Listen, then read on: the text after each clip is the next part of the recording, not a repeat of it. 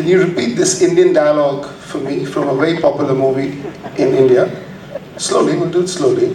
But that same voice. Because that's, I mean, Wall Street, right? Oh, Indians, what have you done? Breakfast or what?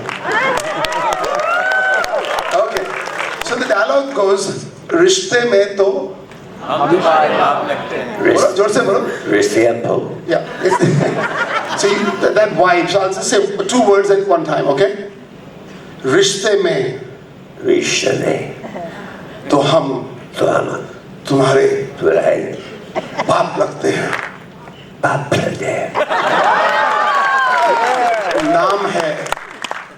नाम है. I heard you the first time. नाम है Michael Douglas. Michael Douglas. In German or whatever, when I first began my career, the first award I won was an award in Germany. It was called the Golden Bear, and I went over to receive my award in Germany. And Wall Street was actually a movie where I worked on my voice and the projection and all of that. But before that, I had a little bit of a thinner voice, a little higher.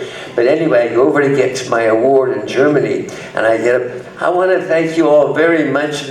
I look at the audience going, was ist das? I look at them, I don't know what's wrong. And then they say, here, listen to your, and I was a big hit in Germany. Oh, I had this great German voice, this beautiful German voice, and I was such a disappointment. So anyway, I learned after that, over all these years, whenever I went to a country, I would take my voice out for lunch to thank him for, helping my career. I guess I have to begin. So I went to a screening of a movie in Hollywood. I'm in Hollywood. Actually, my father was there. We're somebody's home, and we're screening a new movie. They have screening rooms. Most of the Hollywood houses have screening rooms. And I'm seeing this movie called Zorro. I'm watching the movie, and I go, who is that? Wow. And I was a big fan of Julie Christie's. I think, a long time ago, was the last person I really had a kind of a crush on. And I went, wow, she is stunning. And then 2 weeks after that, I was having to do a promotion tour in Europe, promoting a movie called A Perfect Murder with Viggo Mortensen and Gwyneth Paltrow. And we go to the festival, a film festival in France, the Deauville Film Festival in France. And what you do is you present your movie one night, you show it, then you give a talk. And I'm looking at the schedule, and I see that Zorro is coming the night after our movie is showing. So I asked my assistant, can you find out if Catherine Zeta-Jones is coming to this thing, and if I could maybe have a drink with her? And they gave that back to me. He said, yes, she is coming for one night, because she's in the middle of filming Entrapment. With Sean Connery in the middle of filming that. And yes, we'd love to have a drink. Yes. So, and then you messed it up. I messed it up. Because I had just finished. Deauville was the end of my promotion tour, going everywhere off the thing. I'd finished the day before. I was all done. I go have a drink with her, and then Antonio Banderas is there with Melanie Griffith, and I did a movie with Melanie Griffith. And they said, well, why don't you join us for dinner? I said, okay. And we didn't know. And then they have to go off, because the movie's being screened, and they have to go off and do a Q&A afterwards. So I said to Catherine, by chance, if you finish, I'll be in the bar after, after the movie. You want to come? So I didn't expect that she'd be coming. And but you actually set that up. You waited in the bar for her. I was in the bar. You just hang in bars like... No. I finished doing tour. I was patting myself on the back. I finished my tour. I was all done. So I'm having drinks, this and that. And I look in the hotel entrance, coming through like a mirage.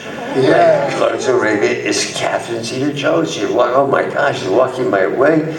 And we come in down, and we sit down, and we have this wonderful conversation. and I talk about golf. She says, "Oh, I love golf." I said, "You love golf?" "Oh, yeah, I just think it's the best." I also had read an article that she actually was attracted to older men. Okay, so I had that. I knew this article. And then we find out that we have the same birthday, the same day. All right, star-crossed lovers, what? Same birthday. So I look at her, and I look at her on my first moment I've seen her, and I say, "I am going to be the father of your children." And she looks at me, and she says, "You know, I've heard a lot about you. I've read a lot about you. So good night." That was the first date. And that romance is still on. 23 years, we just celebrated 23 years. And the birthdays, September 25th, yes. 1944. You know what that means this year, don't you? I think you all are really good at your math. Time to play a short game with you. You ready? Okay. So this quick question, because now you know your wife so well. You love her so much. I mean, I know I saw that last night too. It was wonderful. So the first question is, so if you get the answer wrong, you're going to be punished in a very Indian style. You ready? Spanked. Okay. Her first play was at the age of 9. What was her character's name? Annie? The hardest phase of your life, when you felt that you were really hitting a brick wall, like, where is this all going? You mean professionally or personally? Personally. The hardest time for me, I think, was when my oldest son, Balanced out. You want to balance out? Okay. When my oldest son, Cameron, was in prison, incarcerated for 7.5 years. He was a drug addict and had issues, serious issues. That was the toughest time for me. My heart, and not to mention dealing with his addiction. So that was probably the toughest time. And how did you overcome it? Like, did the family stood, or was this yourself in that journey? No, prison. Prison. He spent 7.5 years in a federal prison, and that over almost 2 years in solitary confinement, and so that was the last resort. You know, the problems with drugs is sometimes you have to bottom out before you realize. And in his case, because he was involved in selling, in terms of having enough money for his drug habit, and got caught, and so that was the. But then he got a very severe sentence for a non-violent drug offense. So that was a tough time.